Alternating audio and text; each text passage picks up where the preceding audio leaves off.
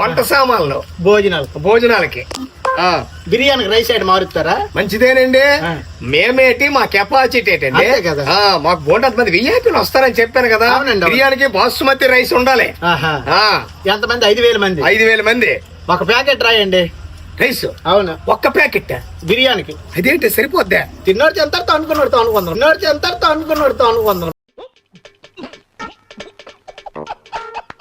మనకేంది? ఊరి నాయన, ఇదే మా ప్రమాదకరం నాకు ఉంది.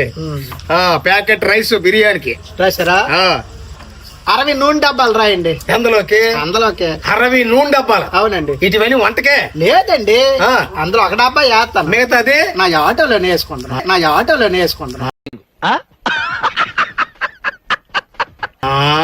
సరేనండి, వస్తానైతే. మంచిదండి. సరే. అడ్వాన్స్ ఏమిమ్మంటారా?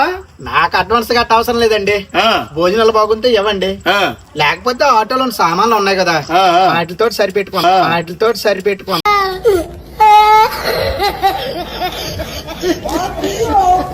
శుభము.